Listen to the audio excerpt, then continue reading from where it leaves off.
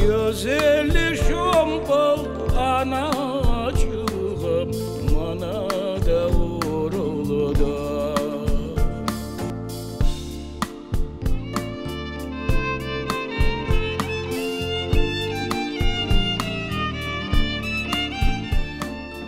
После депортации крымских татар в ссылке единственным источником вдохновения и праздником были свадьбы. Во многом благодаря свадьбам и свадебным музыкантам мы сохранили свою музыку. Были среди них настоящие мастера и фанаты своего дела, которые превращали крымско-татарскую свадьбу в праздник национальной музыки. Один из таких – самородок Муксим Бекиров. Любовь к музыке появилась у него еще в детстве. Мен seviyordum türkü dinlemeye.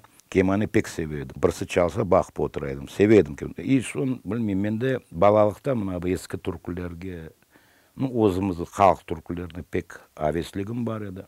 Tatar korantasına illa bir kemanı olaydı. Babam da o vakta var edi kemanı. Özüne göre çalaydı işte, özüne göre. Men onu bakaydım. Kemanın yanına yibermeydi. Yavaş yavaş ben kıslap etedim. Men de öyle isteredim nota bilmem. Men de öyle oldu. Men öğrenip olamadım. Men oğa pek yazıksınam. Несмотря на это, Муксим Бекиров стал блистательным свадебным музыкантом. После возвращения из армии он уже точно знал, чем хочет заниматься. С 21 года свадьбы, музыка и народные песни стали частью его жизни. Uaqtlar eğer eski şey bilmesen, eski degen türkü bilmesen, avaсын bilmesen, toylarda işin yok edi bu. Cenkten kelgen halk edi. Cenkten degeni mana o Дети войны деген gibi. O türküde özünün derdin çıkaraydı. Kimsin babası Ural'dağı sevgen, kimsi Bulet türkü sevgen. O vakti o türküler halkta var edi. Halk bileydi ne smarlamağa. Türküde tarih var. O hepsi bizim tarihimiz. Eski türkü olsun. O eski türküler o halk çıkargan türküler var. O bizim tarihimiz. Onu hepsi bilmek gerek. Mına misal olaydı öyle, toyga kelesin adam smarlay sağa türkü. Sen onu bilmeysin. Men onu çetke zametke koyaydım. Sonra men уже gelecek toyga men уже boynum borcu edi. Потому o bekim adam endi de görmem men. Aşınıkı zamanda türkü bilmeyeyim deseler buna, öğrenmeyeyim de. O просто ayıp şey. Şunu buna tolu. Stegen türkünü, zakaz etken tursa buna yazarız. Sözü var. Öğrenmesi bu şey değil. Eski havalar az ola. Az ola. Yaşların kabahatı yok bunda. Buna men özüm jestim. Buna kite balan toyga. Misal. Sen babası olasın. Ver babanın koluna. Ay bir kumuş verirsin, 10 kumuş verirsin. Nesi yok. Buna bu karbabanın bile türküsü var edi. Buna bunu smarla deyip, avle yavaş yavaş. Yaşlar bilmeyin ne smarlama. Муксим Бекиров задавал для начинающих музыкантов высокую планку. Самоучка. Он был любимцем публики на крымско-татарских свадьбах. Каждый хотел, чтобы музыкант Муксим Бекиров украсил его свадьбу. Музыкантлар бар еді, çok yırcılar, muzikanen uğraşkan takımlar. Ama Muksim ağanın öyle bir çizgisi var.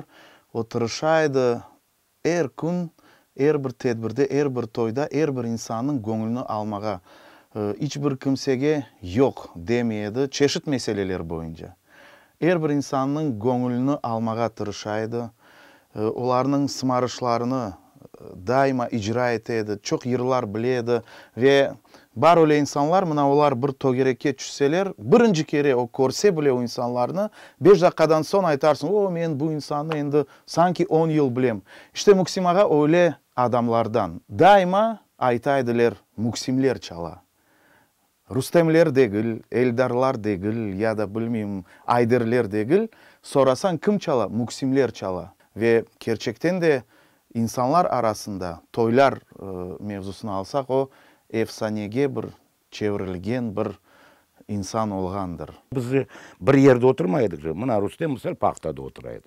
Trubacı oturaydı Taşkent'te. Akordiyonla men Almazlardan öyle toplaşıp o vakta yok edi toplavu neme. Öyle çalaydık işte. Bana aytam bir sezonda bana Uzbekistan'da alsak endi o eski tarafını aytma. Bana biz endi bana Rustemler bana bu takım çalganda 70-80 toy çalaydık. Bir sezon. Bizden toy çalaydınız. Öyle çıkaydı. Bana Ağustos ayı bizde 1-2 gün olaydı. В 1988 году Муксим Бекиров вернулся в Крым, обосновался в поселке Калай под Джанкоем. Несмотря на все сложности возвращения и обустройства, люди старались организовывать свадьбы уже на родной земле. На них играл Муксим Бекиров со своим ансамблем, который в Крыму начал работать под названием «Мисхор». Біз келгенде Қырымға біз уақытта Өзбекстанның бірер келмеді. Біз ансамбль составы бірден келдік мұнда. Біз келгенде уже мына 88-де мысал келдік. Біз уже 89-да уже полный тойларға. Біз уже огренме керек, біз уже азыр келдік. Мұнда уже уақытта қалдан аз еді. Ну гена 30-40 той çalынайды. Соң гена бір 50-ге де барып шығайды. Өле вақытлар, мына бірінші келген вақытын халыққа ағыр еді. Гена мен халқым айтам да, машалласы бар. О вақытта қышта да япайдылар. О софраларға бақсаң пек немеді. Бір халқымыз той япайды. Евленеділер. Өле вақытлар ол чалдық мына немелерде, 3-4 неге келін түшірген вақытымыз oldu. Машалла өле қызларға түштер. Аны енді бар бақыңанды наз биналарда яшайлар. Муксим Бекиров посвятил музыке всю свою жизнь. Более 40 лет он играл и пел на крымско-татарских свадьбах.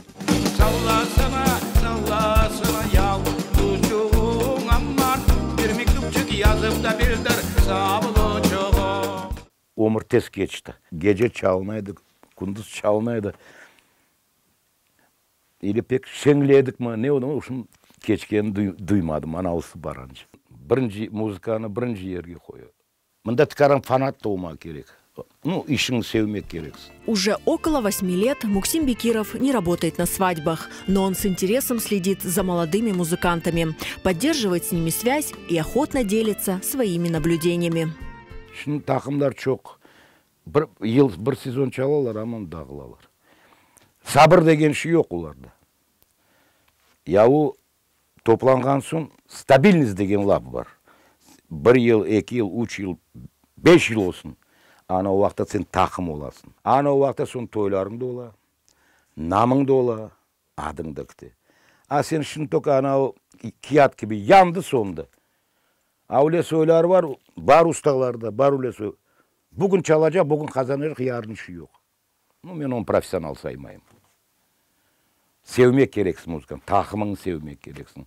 Ну, бірінші халқың sevmek керексің. Арзуңыз бар ма? Арзум, işte. Халқым бетан сай болып яшамақлар, тыншылық, аманлық болсын. Біздің халық çok şey көрген халық. Біздің халық evvel ezelden çok қиналып, чекшкен халық. Но гена аяққа тұрған халық, тырышқан халық. Çok olsun біздің бұл тақымдар, уста тақымдары. Наш народ музык не удивишь. Потому что біздің халықта епсі музыкант, çok музыкантлар. Ма çok вопрос верелер. Кім яқшы чала? Қайсы компания? А мен бір ответім.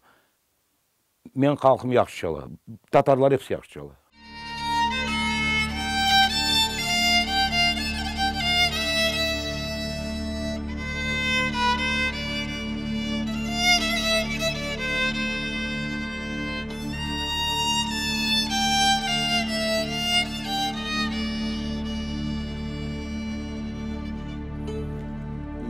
Ben de bilmem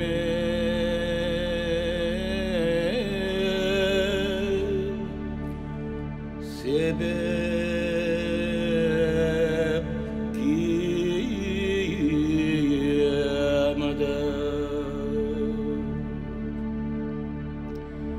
yarim de menedim